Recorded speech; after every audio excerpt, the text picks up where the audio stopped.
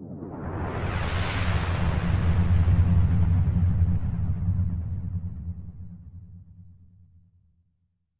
that's important because, as we always say, we all understand it has to be a continuum.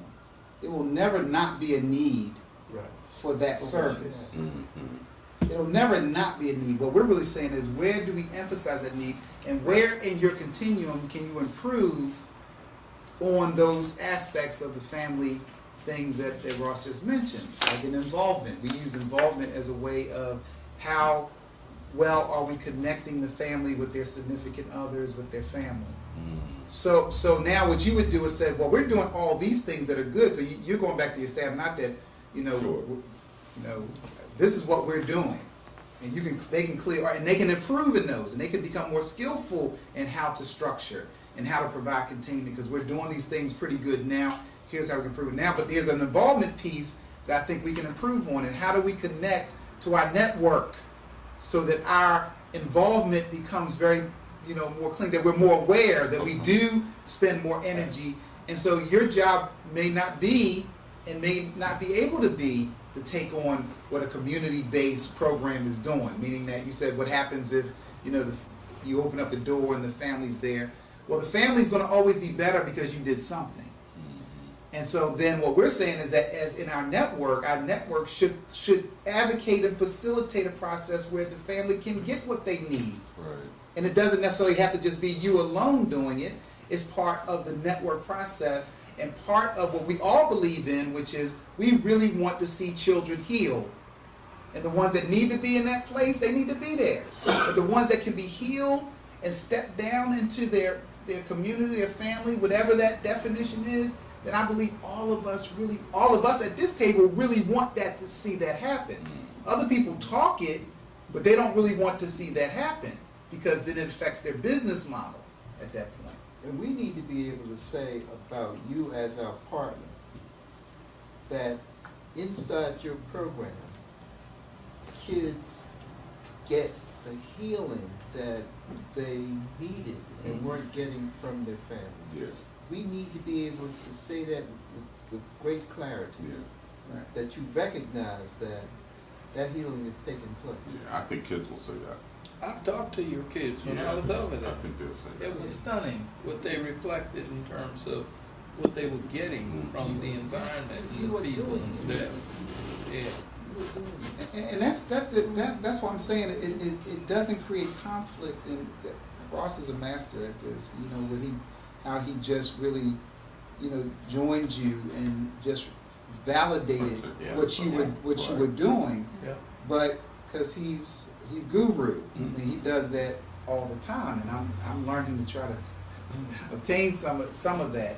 But my point is, Andre, is that when we are able to present to people that this is an answer, and then to the next question about, well, how do we know it goes beyond us? Well, we won't know until we do something.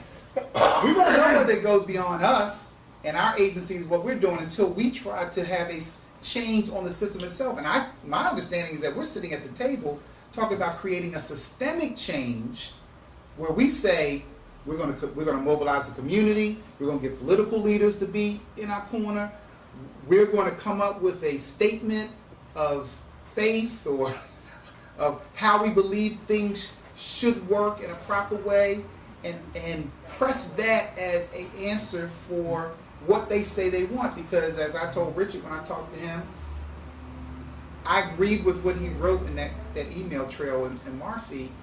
I agreed with everything Molly was saying. I just don't agree about tearing things down. I don't believe that you can believe that you can just transform everything and then leave the good parts of other things disturbed and unaddressed. So I think that's one of those bureaucratic moves. It's popular. It sounds very revolutionary. But as far as the principles that she was talking about, I agree with it. I thought they were sound in their philosophy. I was going to say, they weren't profound. Exactly. I mean, exactly profound for somebody. I think, of course, we agree, but it's not like she created it. So the part of the research is, for me, and you, Andre, is that if we look at programs like yours that actually do the showing, understanding, the parent messages and those things inside your program. Right.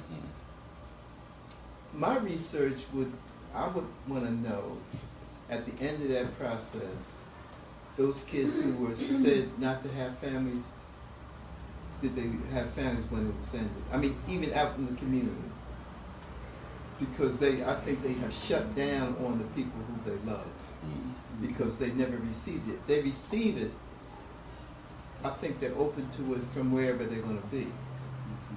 So I think the right kind of residential program humanizes these young people to want to be family with. Hybrid. That's it right there. Yep. So you're doing it, so I'm emphasizing that we around this table need to recognize who we are with each other. Right. That was one of the reasons that we were coming together. What are we going to say about ourselves that differentiates us? Right.